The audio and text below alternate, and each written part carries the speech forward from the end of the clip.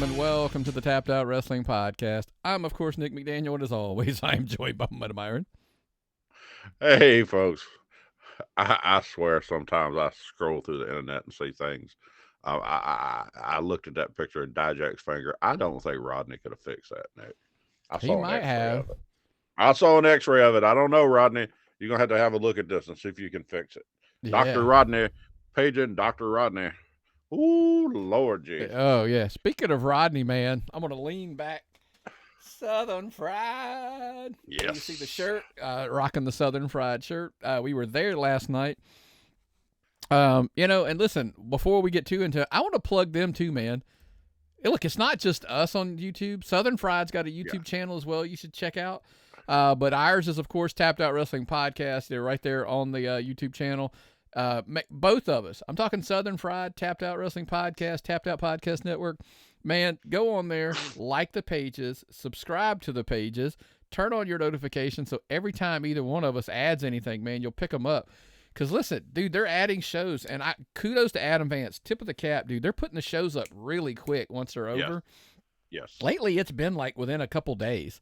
The shows are there. Real quick. They've done so much with production there. It's been miraculous. They've worked so hard to get that going on there. They shot it. I love the way they shoot it with multiple cameras. Yeah. It's so cool. It's just, you got to see that, folks. Listen. Good old fashioned Southern wrestling. Yep. That's where I was going to go. Yeah, you'll get it nowhere else. And dude, that match, that tag team, that just all out brawl. Oh, you talking about the grapplers versus Strychnine and Alex Cattell. Oh, we had a mixture of the concession stand brawl. They went into the bathroom. They brawled all over. It was just, dude. And by the way, there's a thing in wrestling that you should try every now and then. It's called fun. Yeah, that was fun. Yes. I posted that picture earlier today, the Tom Petty quote, that if I can make people forget their problems for 2 hours, I've done my job. Well, they put it on for nearly 3 hours, and I'm going to tell you, folks, lately I've had more than my fair share of problems, and I did not think of a single one while I was sitting on the bleachers last night at Southern Fried, and they did their job, and I can't thank them enough for giving me something like that just to give me an escape. It's so wonderful to be able to get out and just free my mind, relax. Thanks, David. Owner David Manders. Thank you for giving me something like that. That means so much to me. Where I can, the guys that do that, they put their bodies on the line, try to entertainment. I'm gonna, excuse me. That means so much to me, and it's just I was able to relax and enjoy myself, and I was sat around with my buddies. We sat with our friend Skrilla and the 4-time referee of the year, Grandpa. God Lord, we had so much fun with Grandpa and Rob and your cousin there, Justin Sane, the wrestler. Yeah. I mean, it's funny. I had a conversation. By the way, we're going totally off script here. You probably have realized this of late. We've relaxed the format a whole ton anyway. But I came this morning, I was talking to my wife, and I said, last night I turned my phone off, put it away. I mean, when you go to these wrestling shows, I understand the need to want to take pictures and record videos and stuff. Live in the moment. Put your phone away, turn it off, and sit there. I had so much fun soaking in all of the action, talking to Skrilla about it, talking with Grandpa and you, and like I said, Justin, we're all bouncing around. We're all talking about what's going on and what we're having fun. That was wrestling. Not holding my phone up, filming or taking pictures. Like, hey, you can take pictures later, with your wrestlers. Because look, the great thing about indie wrestling, folks, they do intermissions and they come out and you could take pictures with the wrestlers. You can get right up and close and personal, and that's what I love about indie wrestling. But you brought up the whole it's Southern wrestling. Some people might take that as a negative connotation. Well, for us folks here in the South, that ain't a negative connotation. That's the shit we grew up on. And right now, when it comes to Southern wrestling, I don't know that anybody does it better than Todd Sexton. No, Todd Sexton's a genius. Yeah. It's like he's the Doctor Doom, the Reed Richards. If he's some kind of evil good genius, he's a he's a mastermind, whatever you want to call him. He's figured this shit out, Yeah. and he's working with guys who know this stuff and know how to do it well. And Look, man, it's great to be I always, weird analogy. Todd Sexton's a great chess master when it comes to wrestling, but it's also handy to have a lot of great chess pieces on the table, yeah, and he does have, by the way. yeah, So we're going to talk a little bit. Let's cover that. Normally we do the yeah, indie stuff here at the end, but there's a couple things that stood out on the show that I was just like, oh my god, we got to address. First and foremost, look, the little prick's annoying, but holy shit, Hunter James and that match, we were all like, there were a couple moments where just like, oh yeah, like this kid is really fucking good, yeah, and yeah. I mean really good.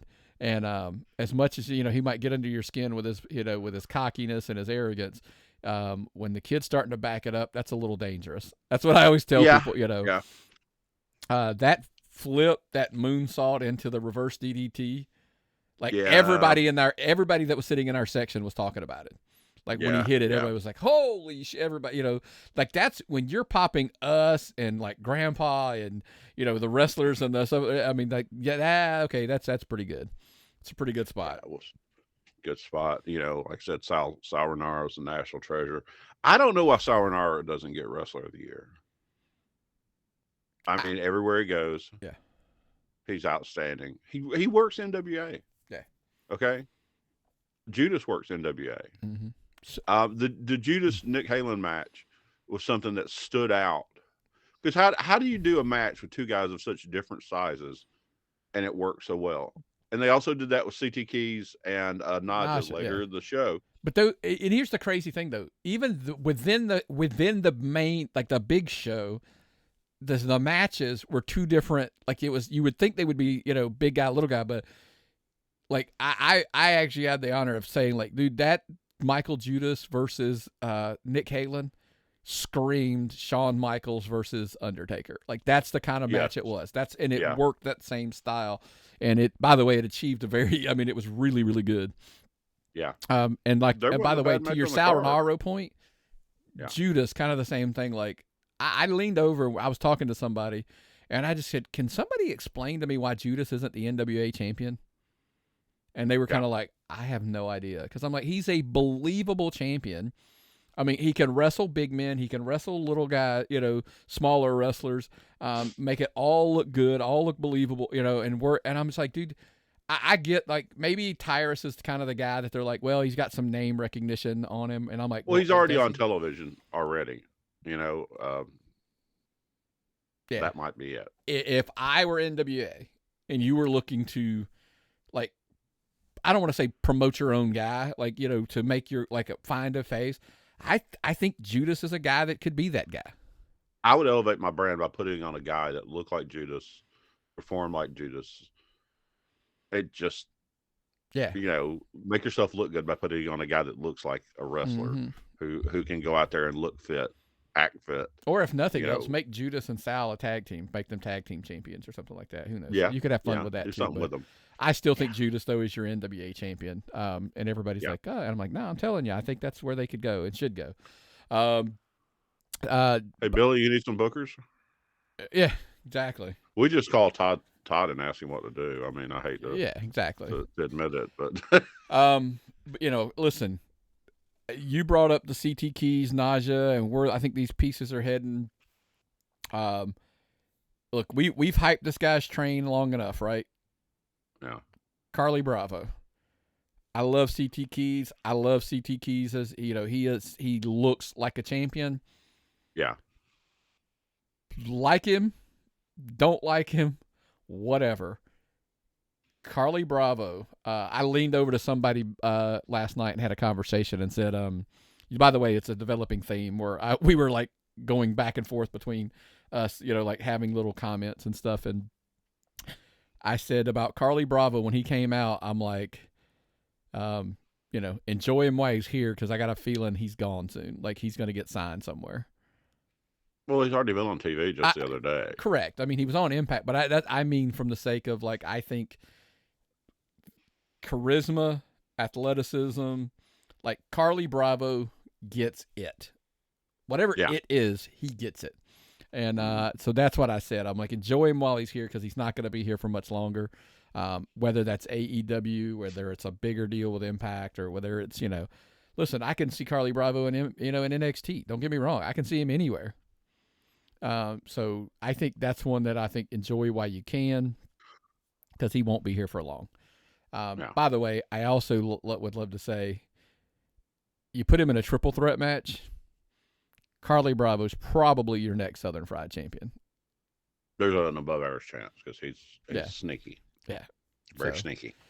And he's also got people outside helping him. He's going to have more people. Carly Bravo is not above taking a shortcut or, get an advantage to get a title. So we got a lot. There's going to be a lot of moving pieces next Southern Fried show. It's so much fun to start out with the indie show because I'm so excited after last night going to the show. I love recording the day after an indie show. That's a lot of fun for me. It's a fun topic, folks. When you're excited about wrestling and going to stuff and seeing stuff that pops you just like you did that tag team match, that mosh pit match, the concession stand brawl type thing popped me like I would have been if I'd have been at Boutwell Auditorium as a kid.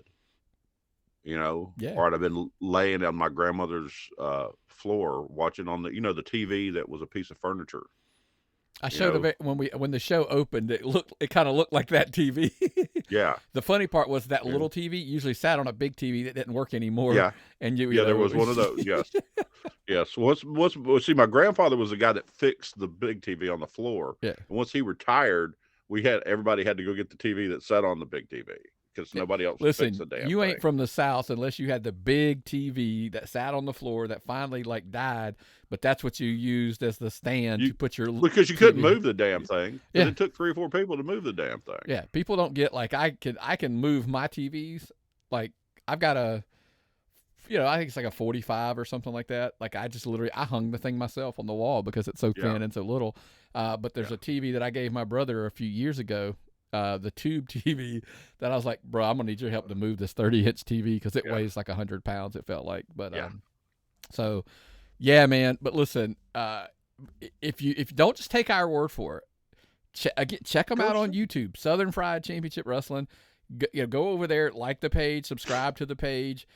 Turn on your notifications every 2 weeks when they run their show. Usually a few days behind, it's released on YouTube. So listen, we have people that watch this show, listen to the show, like not from Georgia, not from the United States for that matter. Check them out, man. I'm just telling you, it's a great watch. It's a totally different, different feel than what you're probably used to if you're not somewhere where you're at in America. I know there's an indie show nearby. I don't know about the rest of the world. I'm assuming I know for a fact y'all watch wrestling all over the world because look at the TV deals. We were just talking about the TV deals earlier. Yeah. TV deals are getting signed for pro wrestling all over the world. Yeah, absolutely. But I know there's indie shows all over this America that you can buy a ticket to and go see and have fun. Take your kids. I look at Ted. Y'all don't know our friend Ted. Ted takes his son Max. Have you met my friend Ted? Wrestling. Sorry. Yes. It's a How I Met Your Mother reference. Sorry.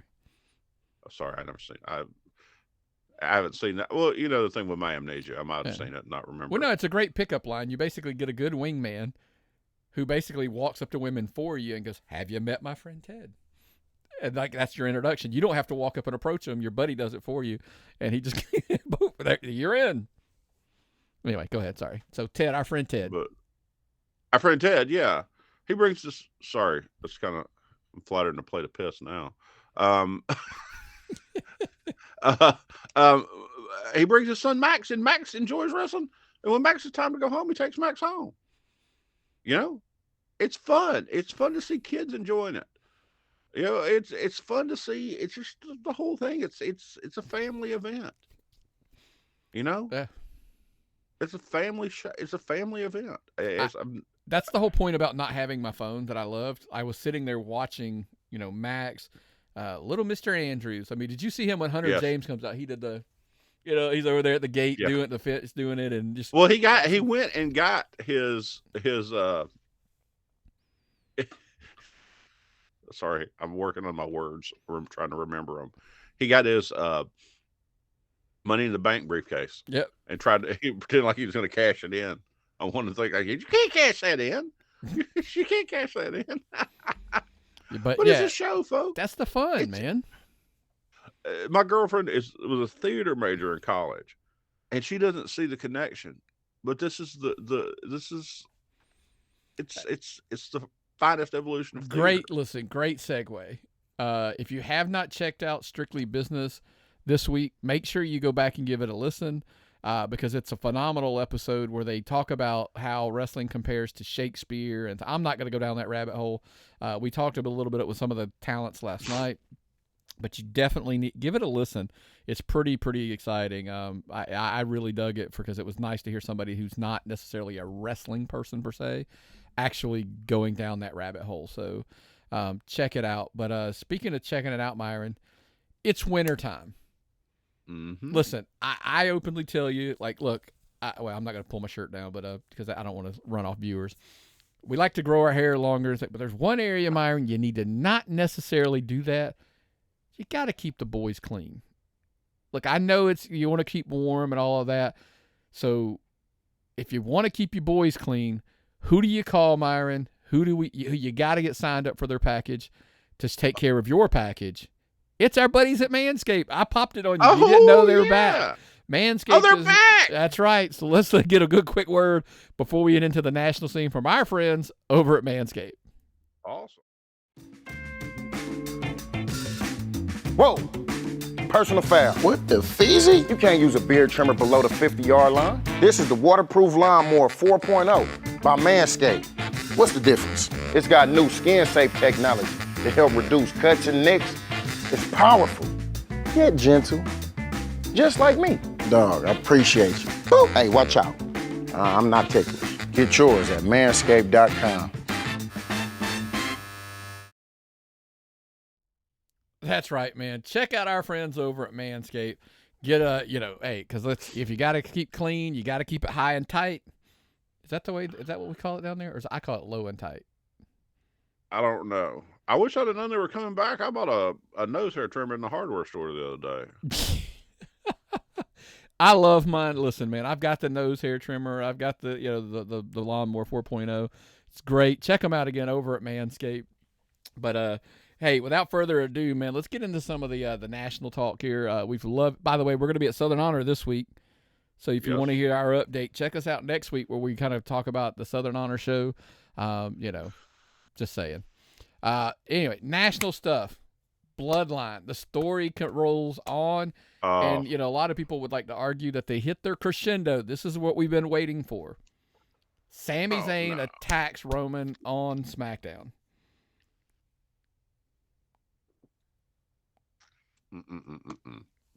Not there yet. I think we're starting to hit the crescendo, but I don't think we're there yet. I think we're going to see more. The crescendo is going to be Jay. Jay I don't know. I'm loving this story, Nick. I'm loving this story. Yeah. Is it the best thing you've seen on national wrestling TV in a long time? Again, if you haven't heard the Strictly Business, they dive into how good the story is, about how we know things are like, hey, it's predictable. We knew this was going to happen. This is a classic story of shut up and enjoy it. That's all I'm saying. Yeah, just relax, folks. Why do we analyze this? Why do we even try to think about? Why do we think about what's going on? Why do we care? Yeah. Just watch it. Just watch it and enjoy it. Just sit back in your chair and see the violence and the storyline and the classic tale of the brother and I don't know, folks. Hell, I haven't had literature in 30 years.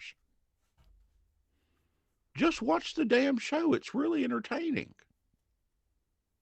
Who's let's quit analyzing this stuff and just watch it because it's fun. Yeah. Watch it because all of a sudden, wise man. You keep going. How about that? That's my favorite part when Murmur goes, wise man. And Paul Heyman goes, yes, my tribal chief. Wise man. Listen, I don't know. The story that they're going down. I mean, it's like I said, there's so many twists and turns and things like you think that they've reached the end and they peel back another layer of hey, we can explore this. And there's so much, like I said, because it's all leading at this point. Here's the thing. We all know that Roman's wrestling Cody at WrestleMania. Cody wins the Rumble. He chooses Roman. But now we're finding out Sami's going to wrestle, by the way, in Montreal. How lucky, and I don't know if luck's part of it or, whatever, but how lucky is it that they booked, because they booked this thing out pretty far advanced. I mean, when they booked the buildings. Yeah. It's not like they kind of knew exactly probably where they were going to be. But if they did, kudos for them. That Montreal, you're going to get Sami Zayn versus that crowd's going to be bananas. I mean, absolutely bananas for this match. And I think that's about as lucky as you could possibly get. But sometimes you're better to be lucky than good. And I think they've got a ton of momentum. We talked about that. Like, look, there's so much going on that you could just dive down in WWE right now about with the momentum they've got as far as the company goes and as far as the story with the bloodline, and they're getting better. They're trying to, what I do love, like, because Elimination Chamber, by the way, here, God, I'm all over the place with this. This is so much. I'm so excited about the product. How crazy is that? Dude, I watch it like I was 12 years old again. Yeah. I look forward to the wrestling shows now like I was like, God, I can't wait till this week. And I sit and wait, on Wednesday and Thursday. I'm like, man, I can't wait till Friday night so I can watch more Smackdown. I'm going to ask you, and I'd love to hear from the listeners and the viewers, tappedoutpod@gmail.com. Shoot us an email. Let us know your thoughts on this. My question is, because it would have been easy to do Roman in an Elimination Chamber match or doing a match, for blah, blah, blah, whatever. But they didn't. And everybody's like, oh, the U.S. title in an Elimination Chamber. Why? Well, to me, it makes that title a little more important that it's being defended in the Elimination Chamber. Kind of putting a little bit of a focus on it. Because remember, just a year ago, we would have shit all over the U.S. title. Didn't really matter much. Maybe a year to 18 months ago, we would have said it didn't matter. But now they're actually making it matter. Oh, by the way, we're also getting a women's win to determine the number one contender because Rhea challenges for the Smackdown title at Mania. So we already have that one locked up. But how do you determine who's going to face Bianca? Well, hell, let's make it. So you're going to get a women's chamber match. So there's lots of layers, but I love the fact that they're making the U.S. title matter. Yes. I'd love to know where we're going with the IC belt. That one's, like, are we going to? I think putting the IC belt on Gunther has made it matter. Yeah, because he walks around like a champion, like an old school champion. Did you see Booker T's quote? Yeah, Booker T. It was on. I think it was on Twitter. Somebody was talking about like Booker T jobbing out to Gunther, and his reply was, I would rather see me jobbing out to Gunther than Gunther jobbing out to me right now. And he's true. Like it's like, hey, it's more, let's protect Gunther because listen, even out of the Rumble, we discussed it a little bit last week, right? Gunther was the MVP of, even though Cody wins, Gunther comes out looking way better than he did even going into it. They had like a little mini match at the end. It wasn't just boom, boom, boom, boom, and he was eliminated. Gunther looks really good. And I think we've seen tale of maybe a triple threat at Mania for the IC title. I don't know who you get involved into that, but I'm eager to see where they go with Gunther. Speaking of Chamber, off of the air, like I'm again, dude, just like I feel like Squirrel today, like Squirrel. That I'm all over the place. But and I just lost my train of thought. Elimination Chamber. We talk about how one of the things I love about the non like tentpole pay-per-views, PLEs, whatever, is there's 3 matches announced, and it's like, what, 2 weeks away? Yeah. So, I mean, I'm hoping the thing we've grown to love, these non-tentpole PLEs are like 5 matches. That's it. They're super short. That's all we're going to to get. point. Yeah. 'Cause, Elimination Chamber matches deserve a good bit of time. Oh, they'll get a bunch of time. They need to get, Because you get your timer. It's kind of like, not, I don't mean like Rumble long, but like it's a buzzer every so often another guy comes out, so it's going to last so long at least, for that sake. So yeah, you got a women's one, you got a men's one for the U.S., and then you're going to have that main event with Sami and Roman. I'm like, okay, we need a tag match of some form or fashion somehow, and then we're going to insert another match of some kind, and then boom, we'll be done. Because listen, I have argued. tappedoutpod@gmail.com. Let us know if you agree or disagree. I really wish this pay-per-view went away. I just wish there was not a pay-per-view between Rumble and Mania. I just wish there was no PLE in there. No PLE between the two. Dude, because So how big a space we're looking at? So you might have 2 months, and that's the problem. I know with Peacock's deal, they probably don't have a choice in the matter. But you know what I said? Hey, hold on. I made the argument. Do you know what would work right there? Again, for those people who are going to disagree, tappedoutpod@gmail.com. That's the perfect window for the all women's pay-per-view. Because they always talk about there should be like an all women's premium live event. That's the spot for it. In my opinion, that'd be the great spot for it, because then you can still, like, all of the men's stuff could be pushed. You're stretching it all the way to Mania. Because if Mania is the first week in April, last week in March, if you can pull that off and you move the Rumble to like the last week of January, somewhere in that window, you've only got all of February and pretty much March. So 8 weeks. But then like maybe March the 2nd, that first weekend in March, that's where you put the women's Evolution pay-per-view, whatever they want to call it. Call it whatever you want to. But that'd be the great spot for it, because then you could just stretch. You could have literally 2 months of storytelling getting to Mania. And then you drop that women's one in there, and you're only affecting the women's titles in that window. Because you could do the women, like the Raw title, the Smackdown title, the tag titles. You could do an NXT tag titles, the NXT women's champion. Like, think about that. You could do all titles. But because you would have it where it was the Raw, SmackDown, and NXT, all of the women's branded stuff, all on one pay-per-view. I like the idea. I don't know if it'll ever happen, but I do like. Oh, it won't happen. I just like the idea. I'd love to know what people think, but that'd be a whole other take in itself. As a rule, I am opposed to any pay-per-view besides the Royal Rumble based on one match. I don't like King of the Ring. I don't like Hell in a Cell. I don't like Money in the Bank. Money in the Elimination Bank. Chamber. Yeah. I don't like Tables, Ladders, and Chairs. I don't like Elimination Chamber. I think they're matches. Correct. That should be used. I don't think, because when you have to work to a match, it's different. Yeah. When you have a match and you get to it, or it comes up naturally in a storytelling, or you've got a story that's developed and goes, this will be solved 2 weeks later at Hell in a Cell. That's something.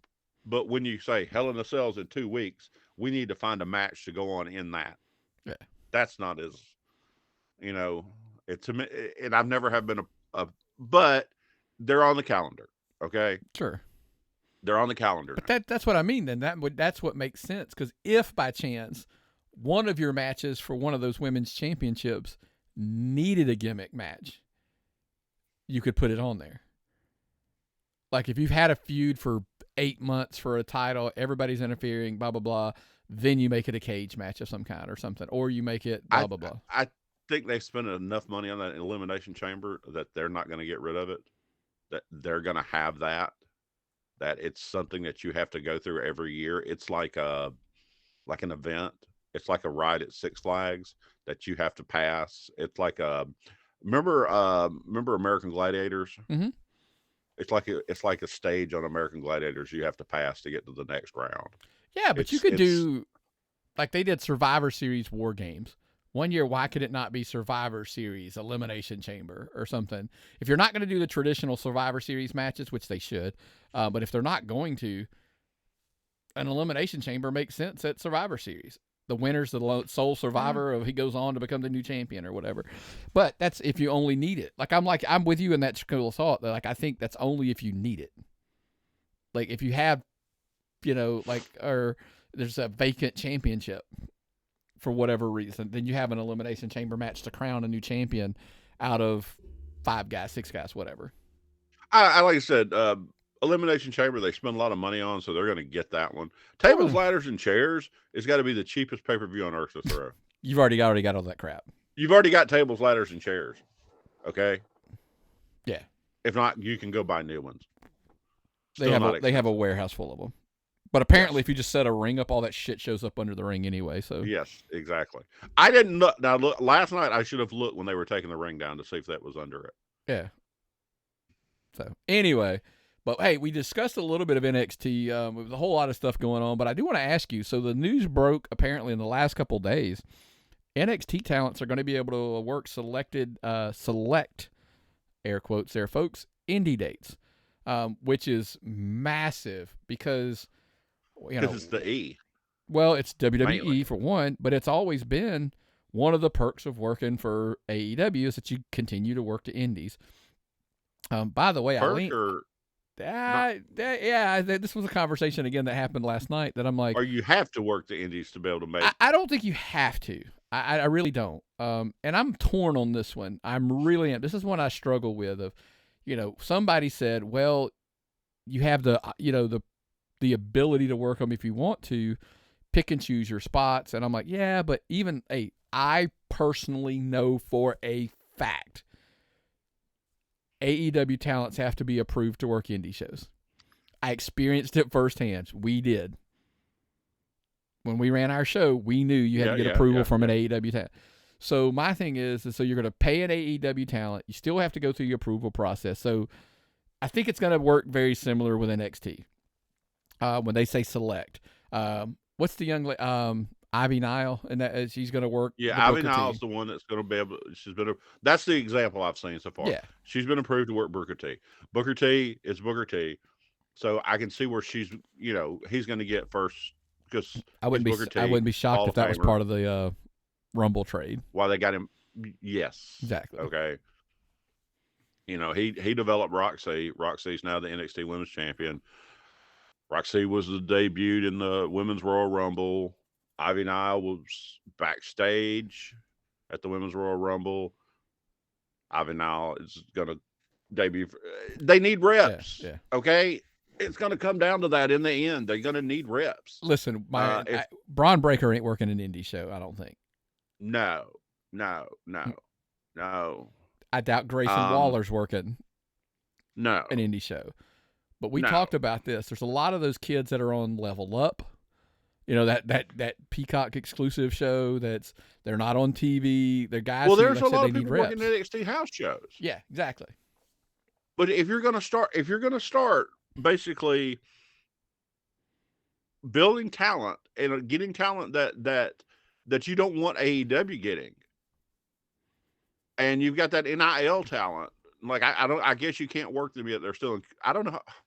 See, this is the thing. I don't understand how NIL works with pro wrestling. It's not like pro football, where they're basically stroking them a check, typically, and it varies in the amounts, but it might be as simple as, hey, you're a track star.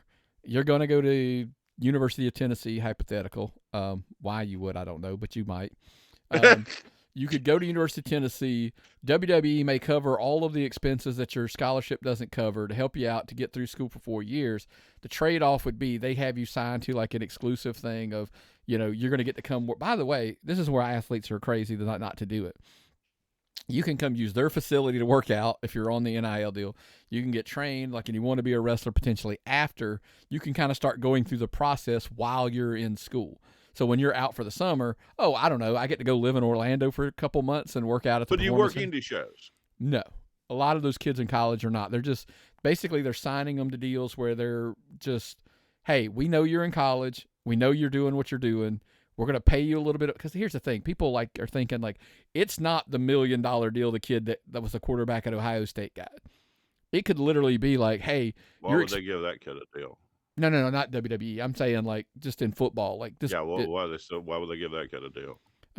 But I'm saying they're going to give there's a wrestler who goes to Alabama who's hey, my expenses in a year are $10,000-$15,000 that my scholarship doesn't cover. WWE may come back and say, hey, we'll cover. Yeah, I know. Alabama's a bad example because I promise you his stuff's covered.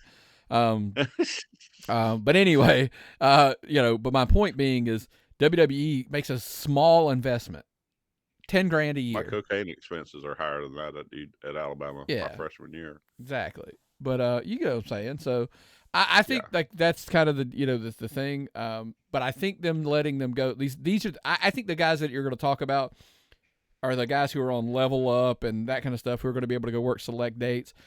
Look, we've heard hey, it's got to be approved. So I think there's going to be handpicked. They're not working like this mud show in some little podunk town in Mississippi. And I don't mean that as a knock on Mississippi. I'm saying that's not that promotion that, that the tax guy, the tax return promotion, that guy's not getting them. But you're going to see guys I think somebody that's, MCW. By the way, you're not going to see them on TV probably.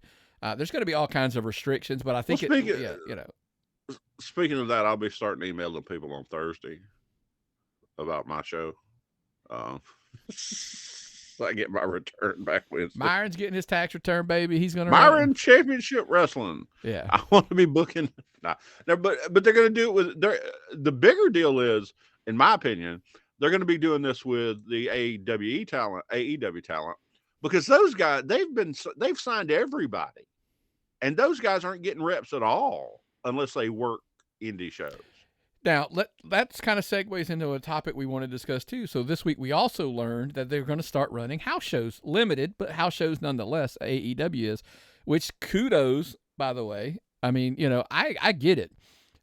Dark elevation and all that stuff's not going to be enough. These guys are going to get out on the road. They're going to work in front of crowds. You're going to be able to because here's the thing, Dark and Elevation, it's small crowds. It's in that TV, the Orlando at Universal tapings thing. But for them to now be able to take some of these kids out, and they're going to work prelim matches, but they're going to be able to think about it. We can put Moxley versus insert wrestler on top.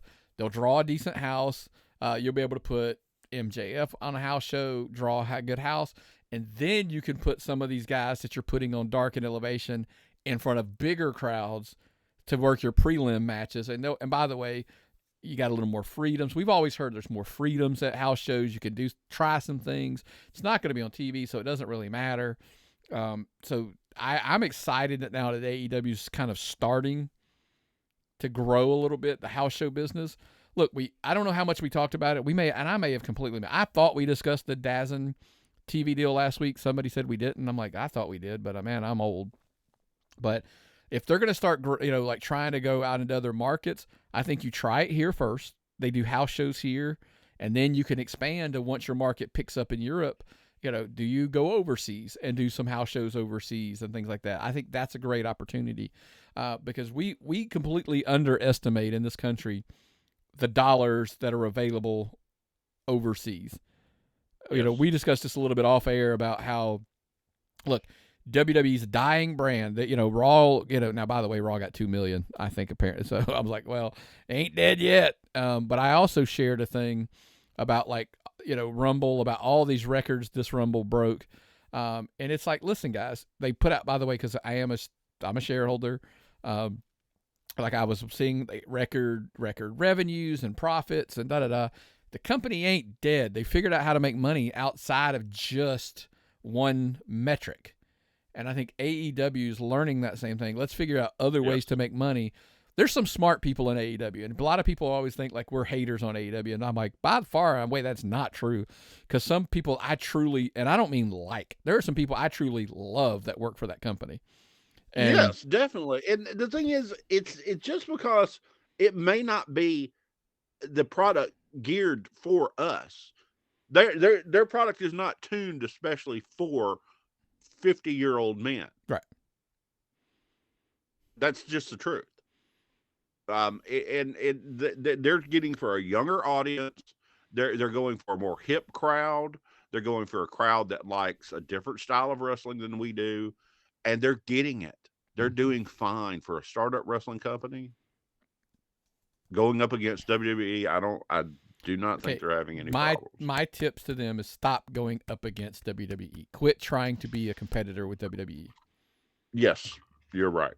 How many times have you looked at a coworker or a kid and said, "Do you? Don't worry about this guy over here. Do you?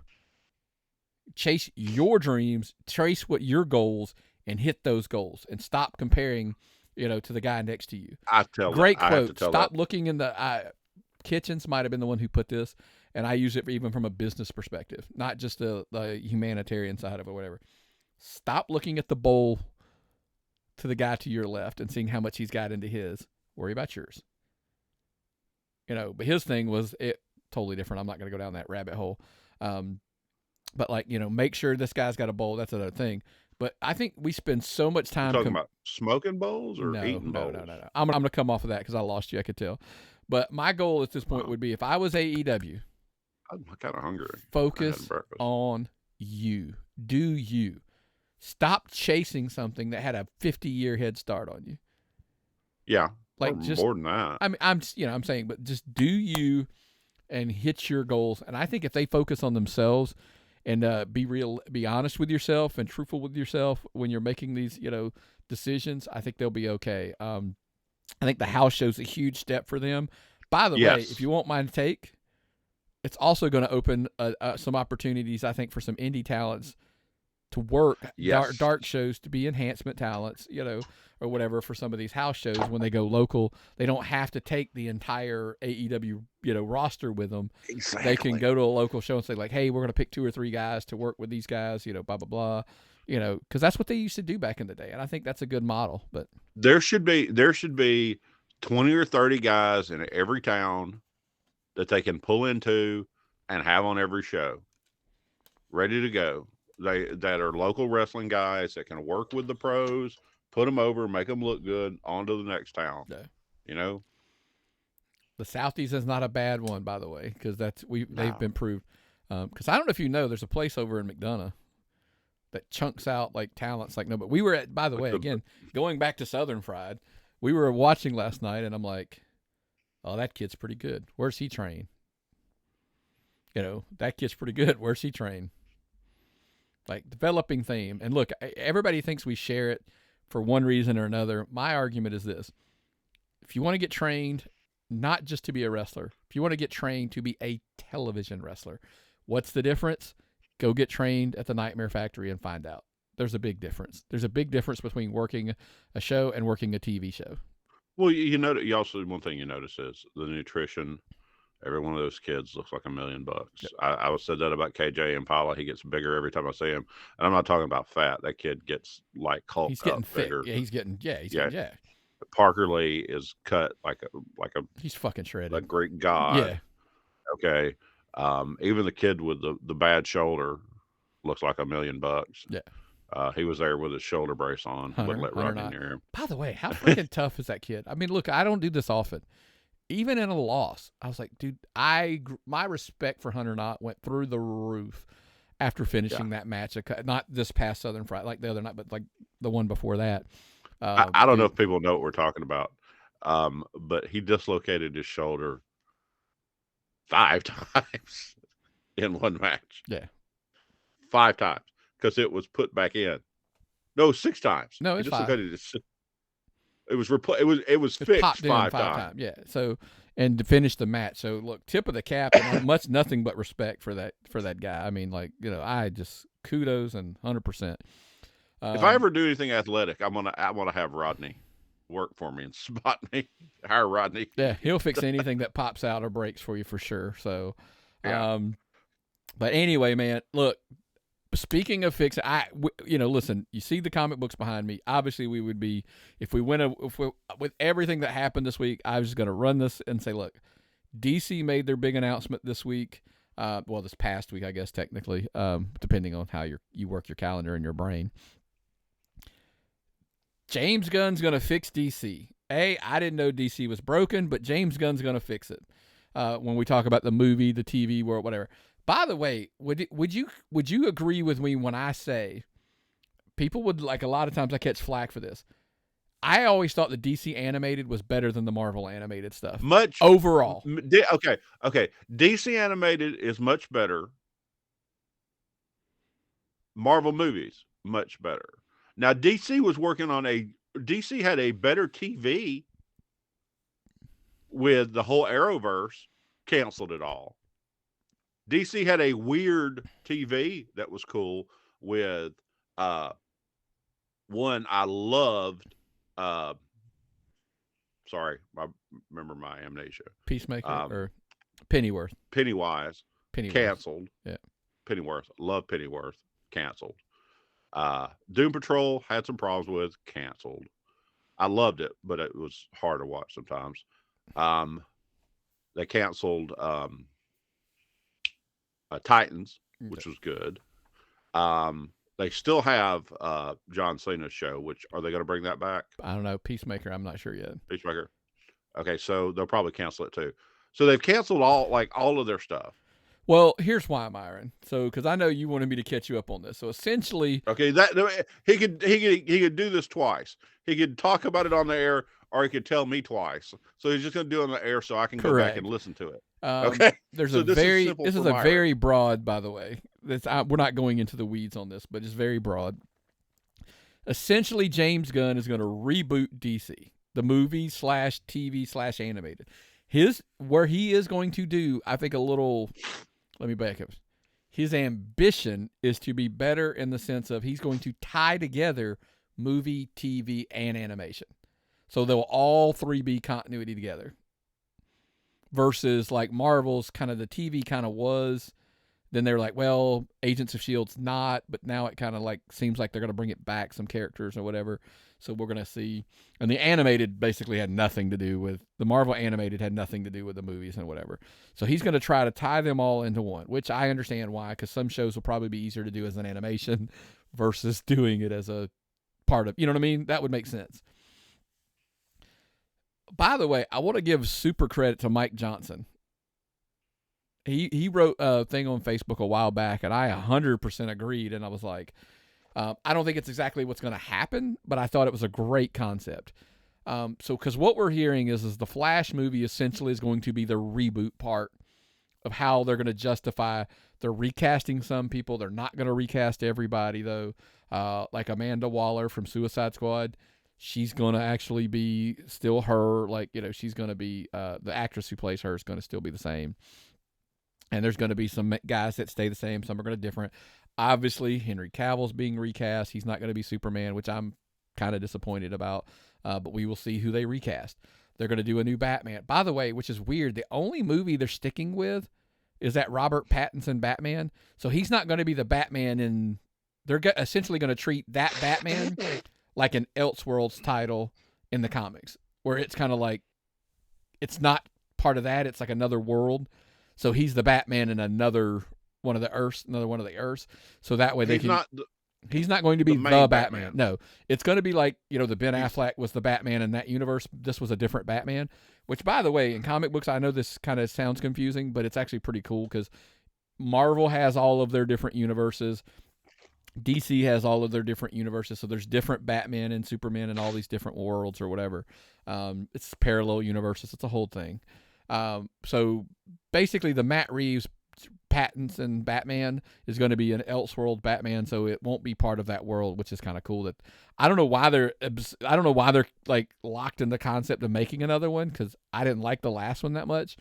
But hey, if enough people watched it and it made money, then kudos and whatever.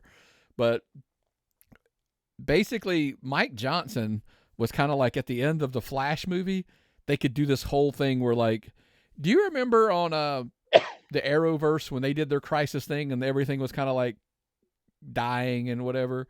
Like, you could go that route where basically then all of a sudden you saw all these other worlds in the sky, like here's all these other Earths or whatever.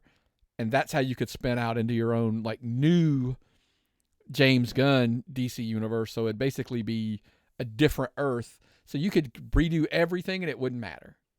So Flash is just going to run around really, really fast until things reset. I'm not sure how they're going to do it, and I'm not even sure Ezra Miller's going to be the Batman after, or the Flash after this, or I'm not sure all of that.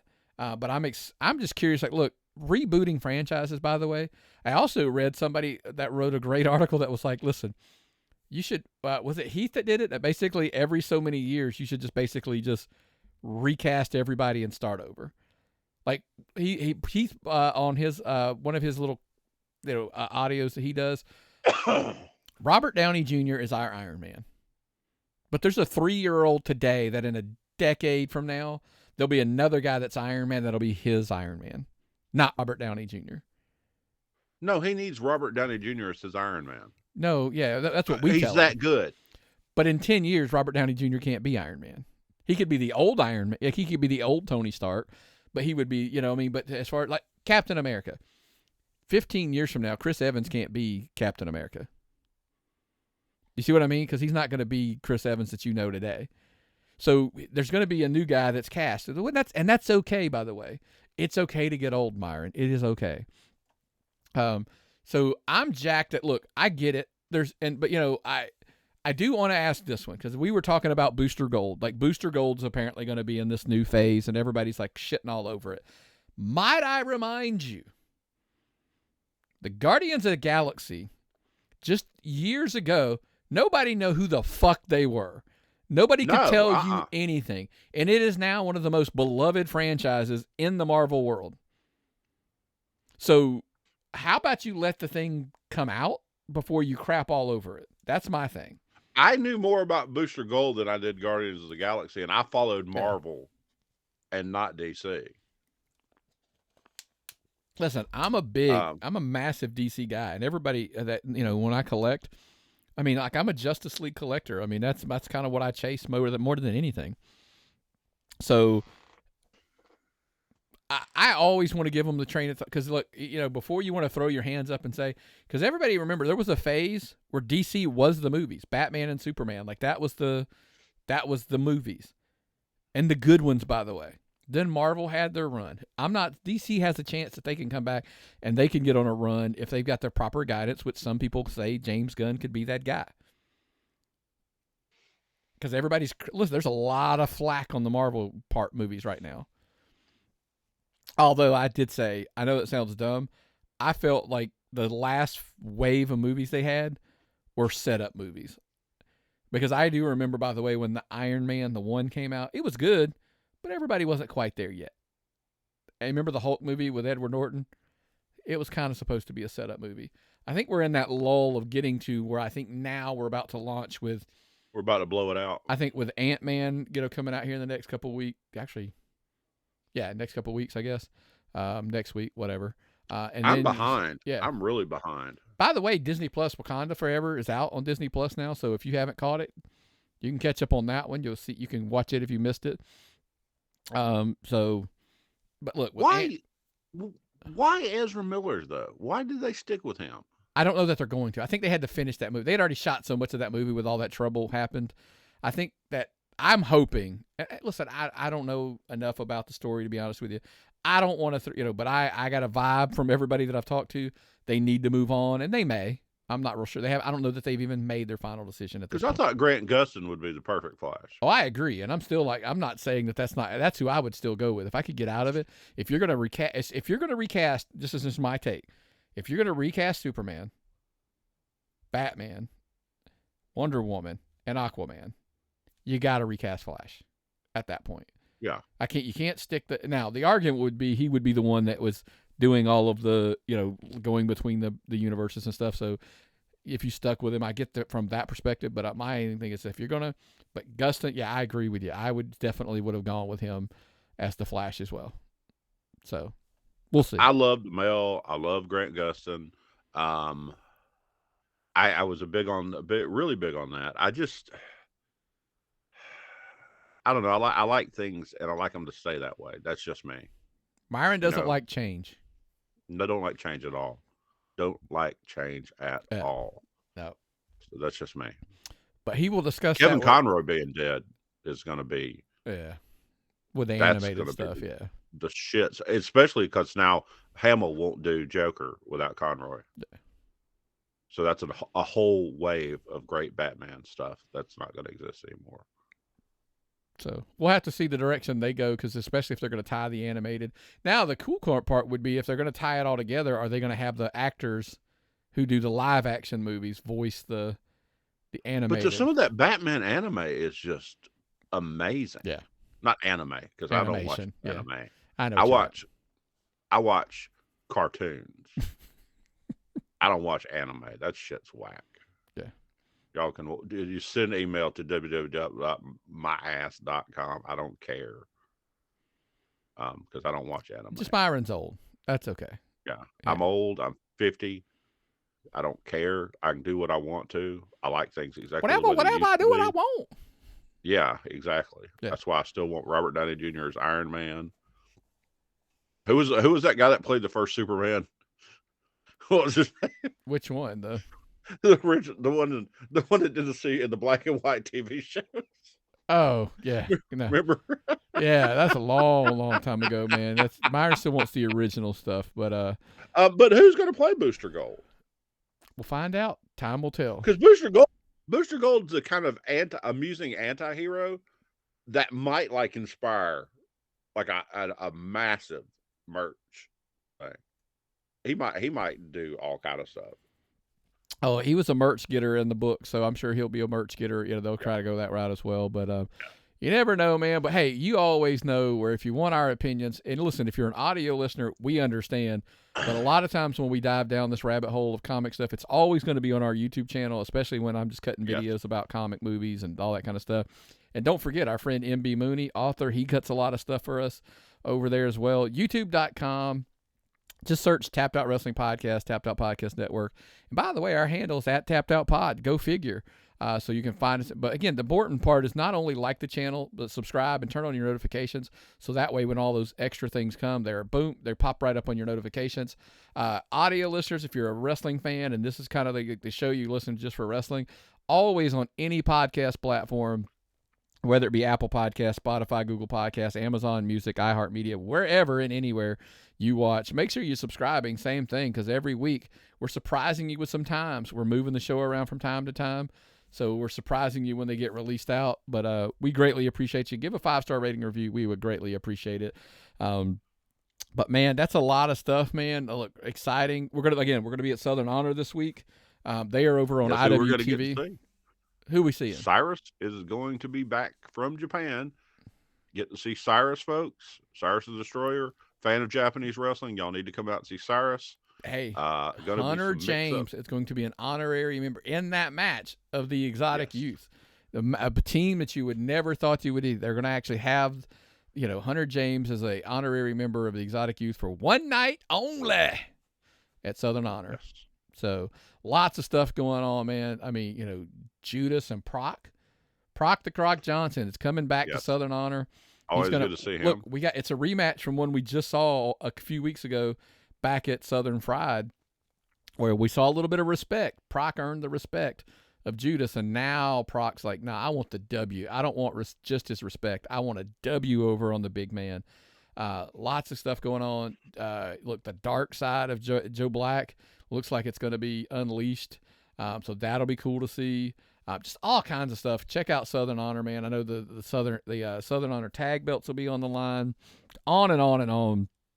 Lots. Better see them this month. They're taking next month off. That's right. You get it. Yeah, you want to check them out because they're going to take the month of March off and then reload. From what I've heard, lots of stuff going on behind the scenes. The question is going to the break, will Gunnar Miller be the champ, or will Chip Day finally capture the Southern Honor Championship? Look, he's one of the best wrestlers in Georgia. We've known it for over a decade. It seems like, right? He's been there forever. Yep. It's a time for him to capture gold and be on top.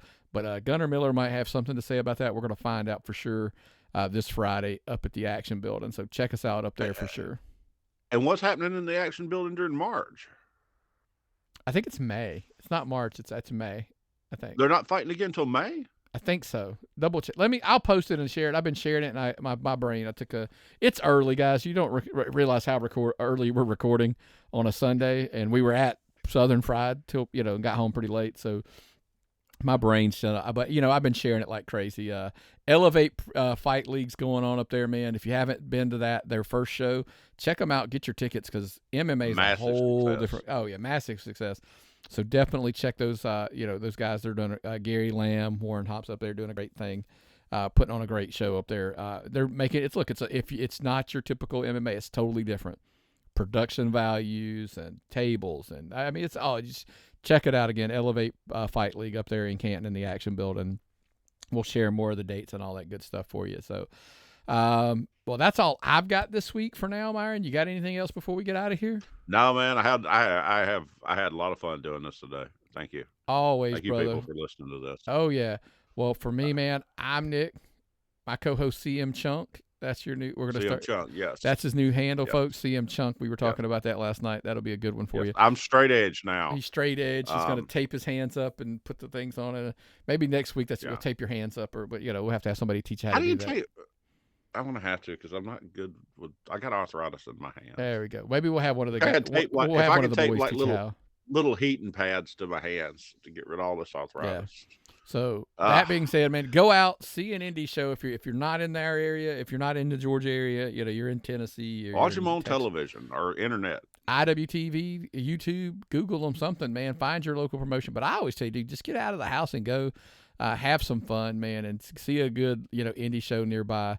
You will thank me if you can get your kids out to an indie show. I promise you. Yes. So, yes. Well, what's the old saying, brother? If I've got nothing and you've got nothing, what time is it? It's time to tap out.